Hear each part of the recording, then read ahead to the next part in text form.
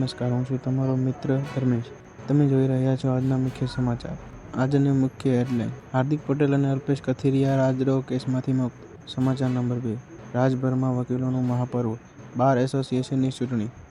અમદાવાદમાં BU permission વગરની શાળાઓ પર તબાહી, અને હવે એસટી બસમાં મળશે ઓન-સીટ ફૂડની સુવિધા.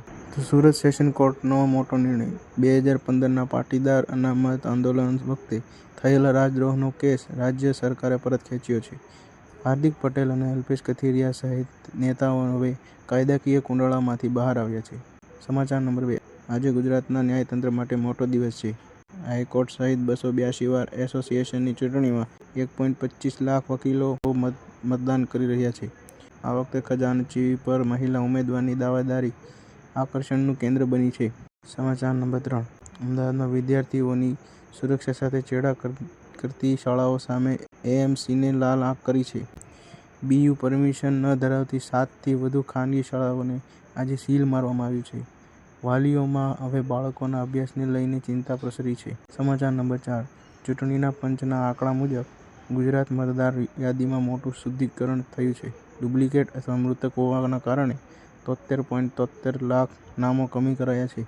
હવે રાજ્યમાં કુલ 4.34 કરોડ સક્રિય મતદારો છે.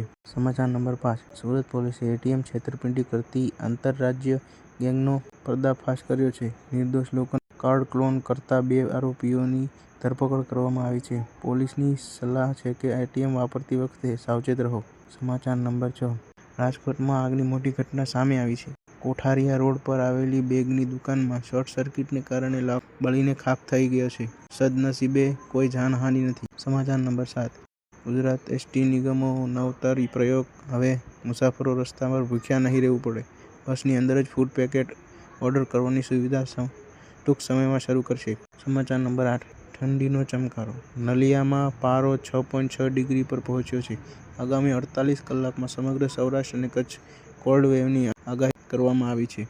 સમાચાર નંબર 9: મોરબીમાં દબાણ હટાવો ઝુંબેશ તેજ બની છે.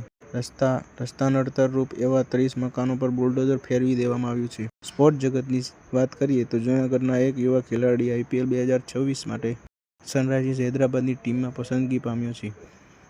સૌરાષ્ટ્ર ક્રિકેટ જગતમાં ખુશીની લહેર પ્રસરી છે. તો આ હતા અત્યાર સુધીના મુખ્ય સમાચાર.